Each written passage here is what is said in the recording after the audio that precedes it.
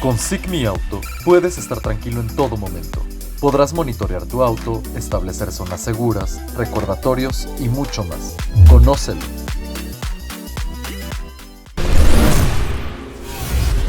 Con SICMI Auto, mejora tu experiencia de viaje con tu vehículo o moto. Localízalo, enciéndelo o apágalo desde tu smartphone. Contrátalo en tu centro de atención a clientes Telcel más cercano. Llegó el momento de hacer tu auto inteligente con Smart Car de Telcel.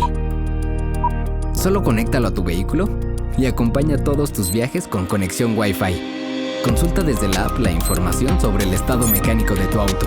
Recibe asistencia en el camino cuando lo necesites. Y rastréalo con un solo clic desde cualquier lugar. Cuenta la leyenda que en el majestuoso jardín de su palacio, la doncella Kunzi se enamoró de Chang, su pobre pero atento sirviente. Escandalizado por el indecoroso romance, el mandarín mandó a encerrar a su hija y la comprometió en matrimonio. Sin embargo, ella le hizo llegar a su amado una nota para avisarle que huiría con él el día de su boda. La fecha llegó y con ella la fuga, pero el orgullo pudo más que la distancia. El padre del prometido buscó a los amantes y mandó matar a Chang. Abatida, su amada hizo arder el lugar en llamas, con ella adentro. Los dioses transformaron las almas de la pareja en aves que quedarían unidas por siempre en el jardín donde se conocieron. Este es un relato que vive cada vez que visitas un restaurante Sanborns. Tradiciones Sanborns que cada día se hacen más nuestras. Buenas tardes, soy Alberto Lenz, miembro de la mesa directiva de la Federación Mexicana de Automóviles Antiguos y de Colección. Quisiera yo presentar al señor licenciado Alberto Navarro, que es un exmiembro de la mesa directiva y que escribió un fabuloso libro que se llama Un maravilloso viaje por el tiempo. Entonces, él en este libro expresa la historia del automóvil desde que se hace la rueda, desde la carreta, desde, pues todo desde un principio. Habla del automovilismo antiguo, del automovilismo moderno, del automovilismo deportivo. Entonces está muy interesante. Me gustaría presentar a Alberto Navarro. Adelante, Alberto. Muchas gracias, ingeniero Lenz.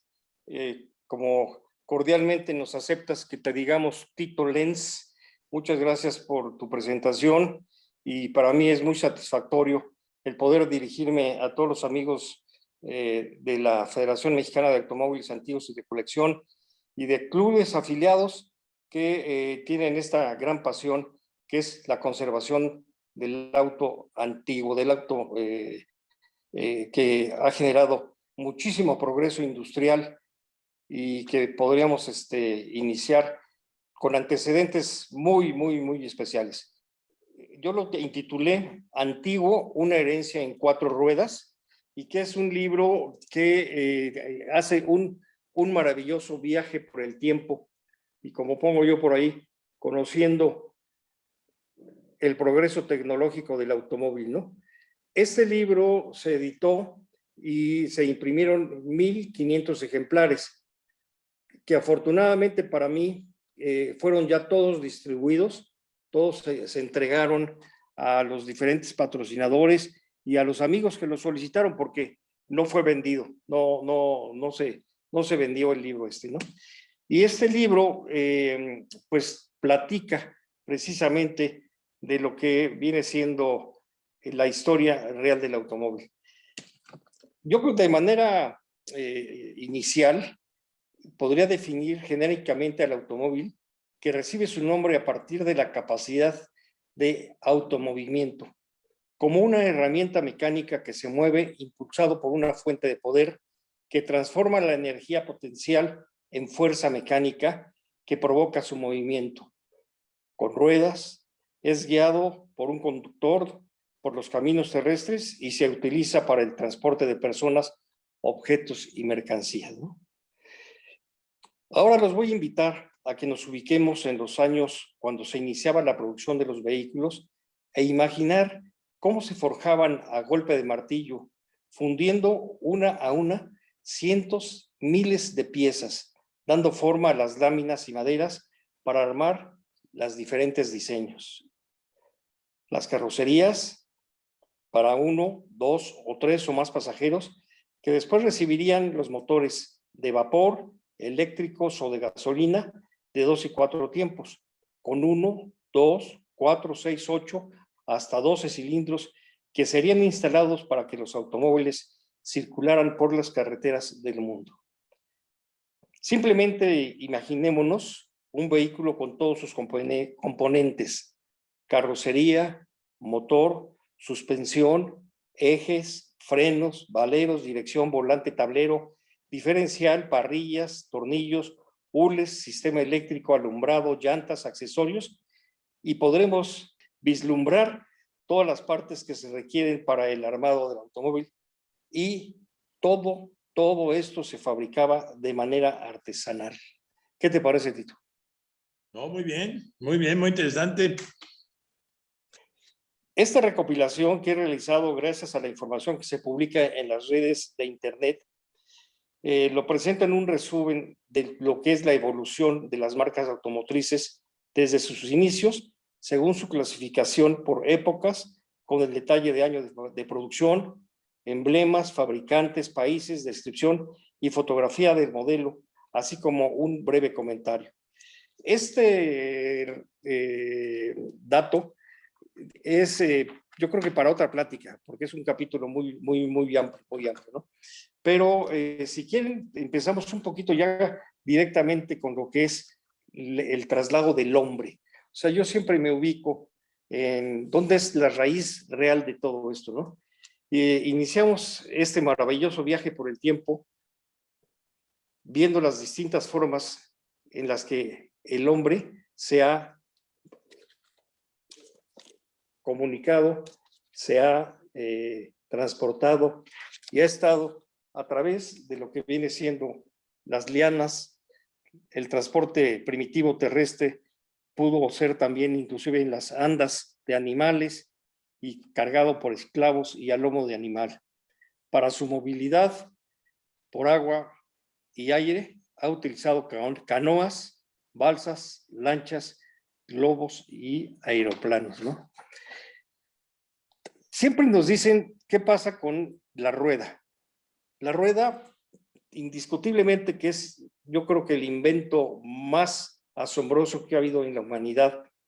¿Por qué? Porque tú te puedes imaginar algún mecanismo, algún instrumento que no contenga una rueda fija, una rueda dentada, una rueda con poleas.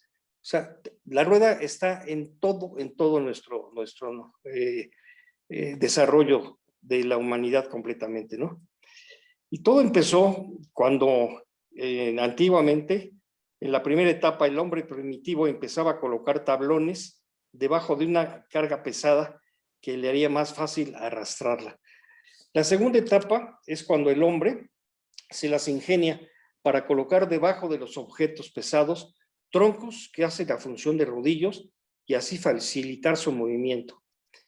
La tercera etapa comienza al combinar el tronco o rodillo y el trineo.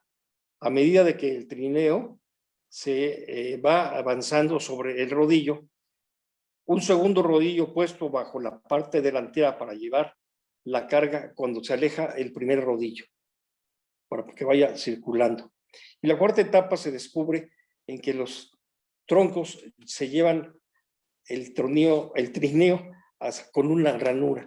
O sea, empieza a hacerse una guía de rueda para empezar a hacer esto, ¿no? Y es ahí a donde precisamente se inventa la primera carretilla. La carretilla que viene a ser la que tiene ya una rueda con un eje, ¿no? Y ahí es a donde empieza a desarrollarse lo que conocemos ahora como la rueda. Simplemente, ya cuando se le pone un eje, cuando se le hace un agujero en medio y se pone el eje para unirlo con otro tipo de instrumentos como los propios animales, ¿no? Y de esta forma se facilita el movimiento de los materiales.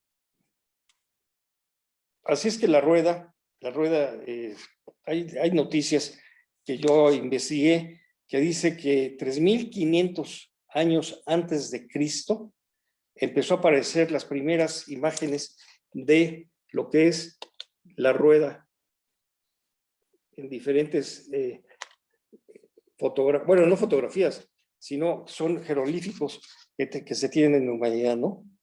Y como bien lo digo al principio, Tito, la rueda es uno de los inventos más importantes en la historia de la humanidad. Así es, mi querido Alberto.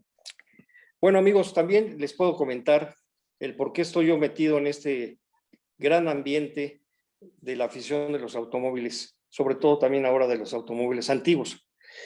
En el año de 1960, y váyanse hasta atrás, empecé yo a ser el locutor del autódromo de la Magdalena Mixhuca, el autódromo de aquí de la Ciudad de México. Y ahí tuve oportunidad pues de hacer muchas entrevistas con los pilotos leyenda de aquellas épocas y aprendí muchísimo del automovilismo deportivo. En esa ocasión, en esas ocasiones, se empezó a llevar a cabo el Gran Premio de México. El ambiente que en aquellos años era muy importante, el compañerismo, el gran compañerismo que se tenía entre todos los pilotos. Y cuando viene el Gran Premio de México, que hace internacional el autódromo de la Ciudad de México, se vuelve una fanaticada. Yo les quiero platicar que, para los que tienen ya algunos años, se lo recordarán, y los jóvenes, que lo que es el viaducto Miguel Alemán, el viaducto que va de Tlalpan a la Magdalena Mixhuca, ese se bloqueaba completamente de los automóviles que iban a llevar a las personas a ver el Gran Premio de México. Inclusive había aficionados que nos quedábamos a dormir 2 días en el pasto de ahí del autódromo de la Magdalena Mixhuca para buscar un muy buen lugar.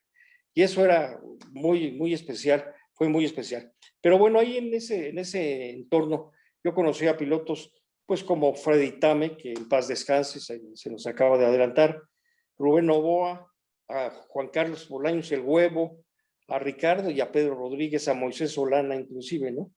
Y les comento que dentro de estas hazañas, ahí conocí a Rodolfo Sánchez Noya, un gran amigo mío y comentarista, pues el decano de los comentaristas del automovilismo deportivo.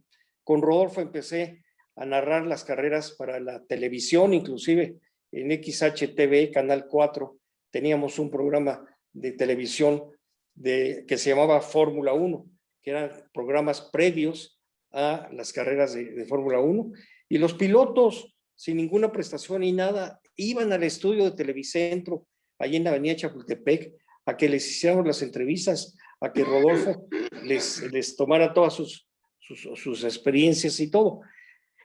En ese entonces celebrábamos, fíjense nada más, se celebraba las competencias de grandes premios durante todo el año, y en el mes de octubre, que es cuando nos tocaba aquí en México, es cuando ya era el último gran premio de la temporada.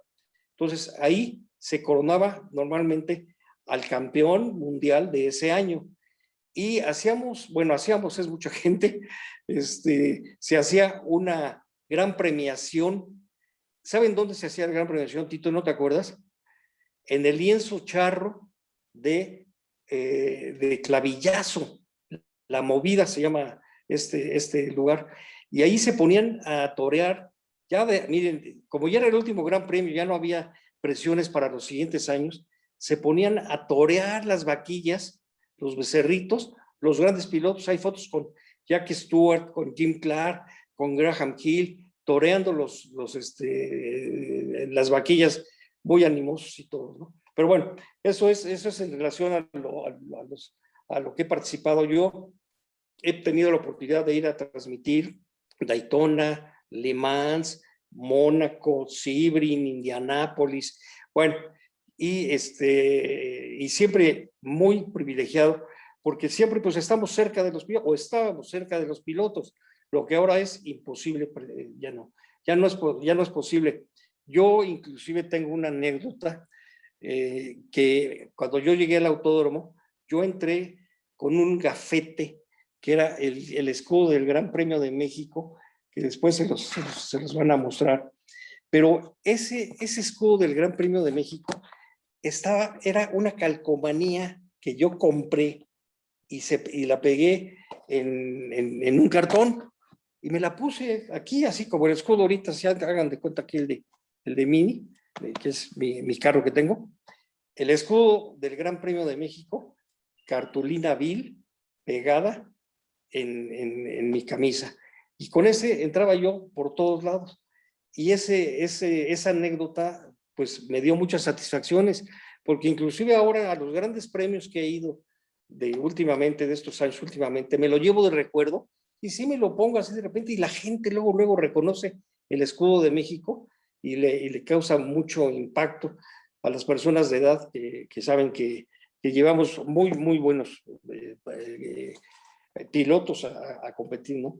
Una anécdota, soy posiblemente la única persona o de las muy poquitas personas, y a lo mejor estoy hablando de 3, que tiene una fotografía con Pedro Rodríguez, que fue el primer ganador que tuvimos en una carrera de Fórmula 1 en los años 60, y ahora de Checo Pérez, que ganó el año pasado su primer lugar en una carrera de Fórmula 1.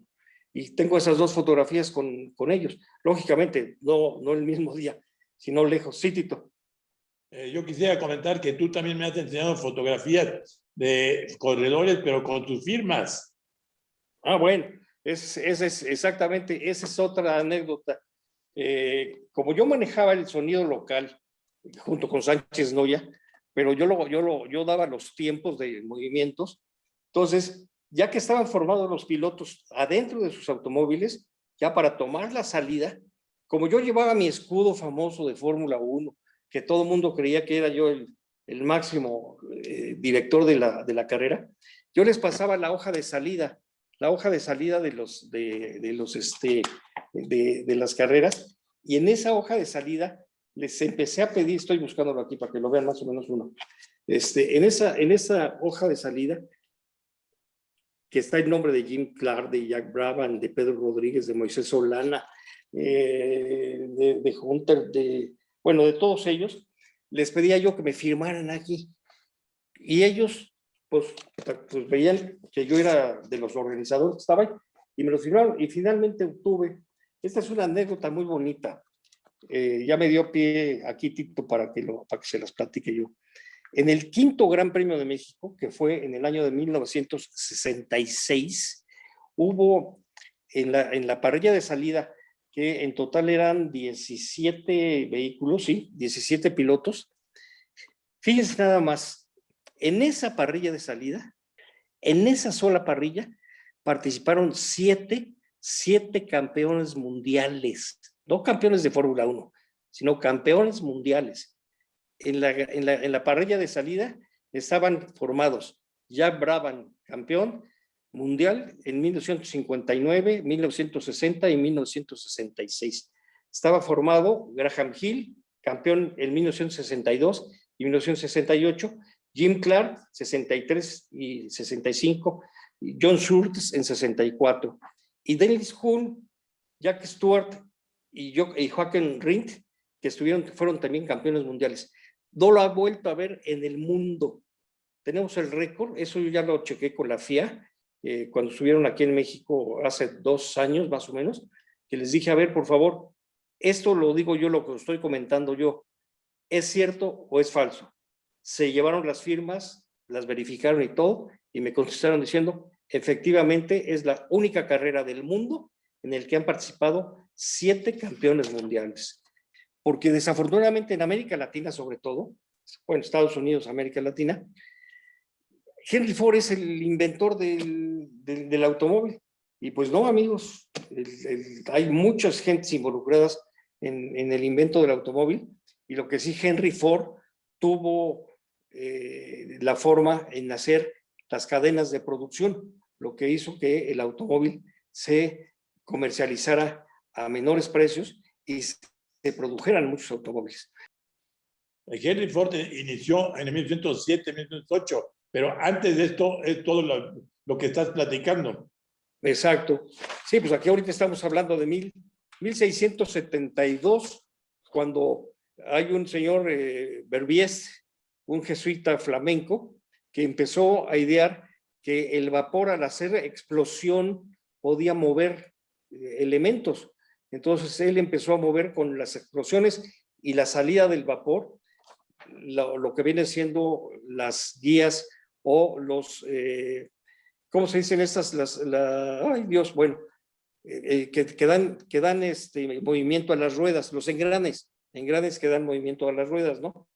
Y luego ya como detalle, hay otro señor que se llama Cugot, un francés, que en 1769 inventó también otro automóvil con una gran capacidad de una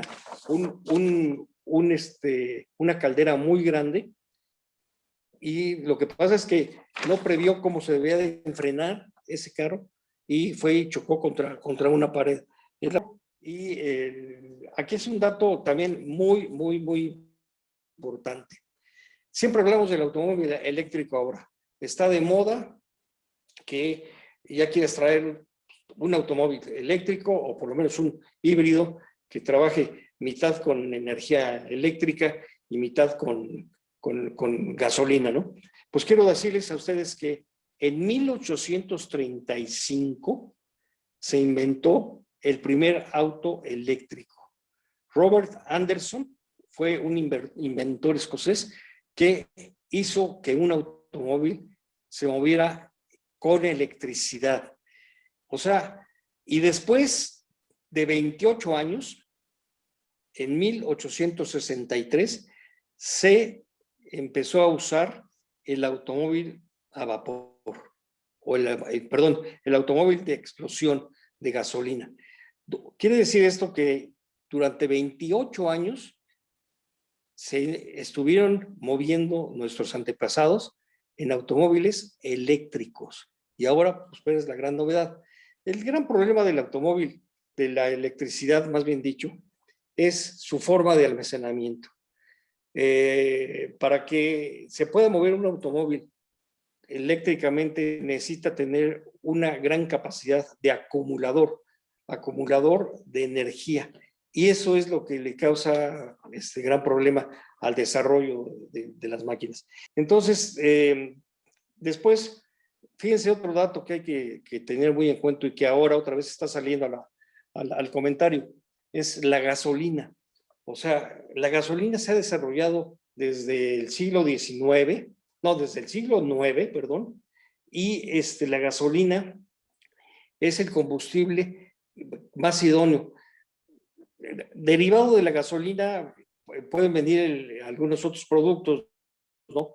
Inclusive lo que es el combustible del diésel, que también se empezó, ¿no?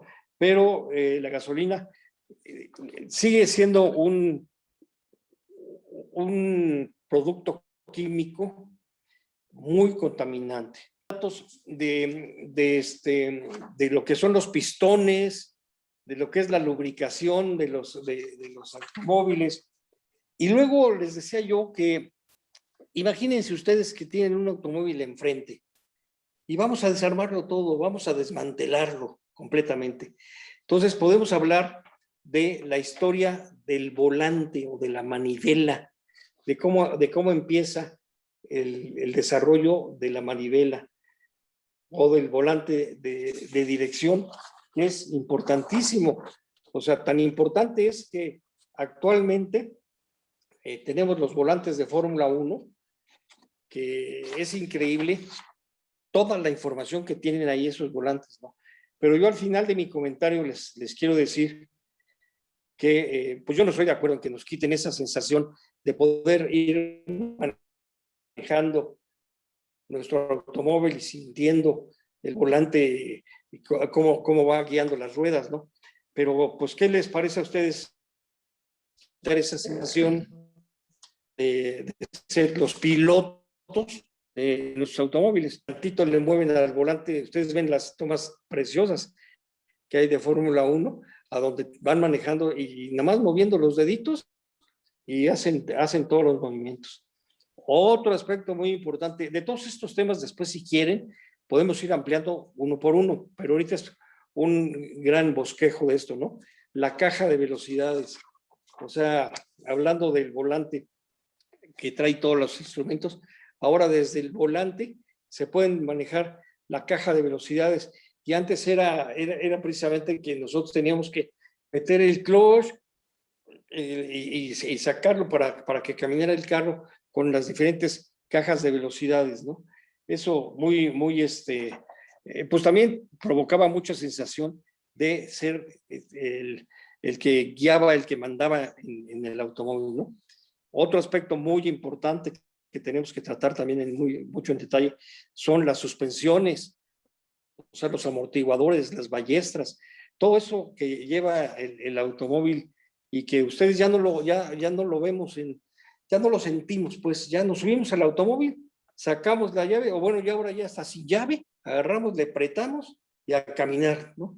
Y todo esto que son las bases de los automóviles completamente. Un tema muy bonito, muy importante que se trata en el libro del que estamos comentando es los faros y faroles, o sea, cómo era la artesanía que traían los automóviles en los faros y en los faroles y todo lo que se ha desarrollado.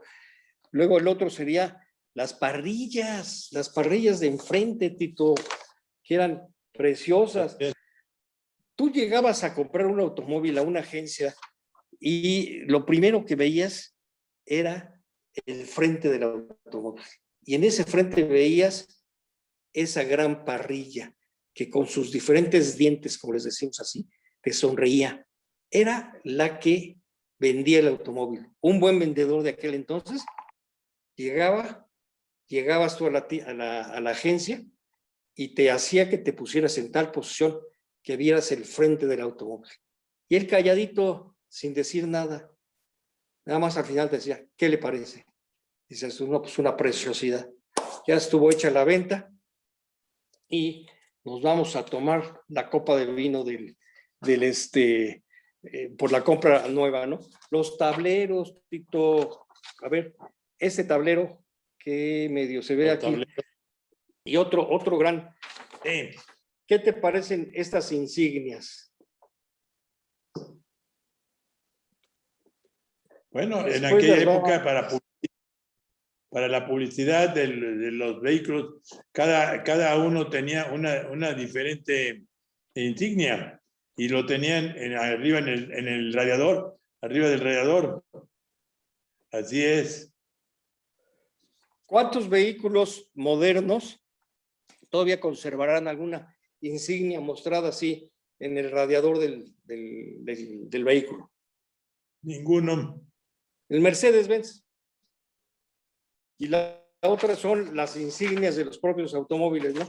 Todo lo que es la historia de las insignias de los automóviles, que cada una tiene su leyenda, cada una tiene su forma de por qué está así, no es nada más porque al dibujante se le ocurrió tal cosa, sino que cada una tiene, por ejemplo, esta de la Chevrolet, nuestro amigo Lalo Sanillán, un gran aficionado, él me hacía favor de platicarme y tenía una gran colección de las insignias de los vehículos, todo esto así, ¿no? Bueno, amigos, pues esto es lo que yo ahorita les puedo platicar. Más adelante podemos hablar ya del desarrollo del automóvil, de los diferentes, y yo creo que cerraría yo este capítulo con lo que es la clasificación según la Federación Internacional de Vehículos Antiguos, la FIVA.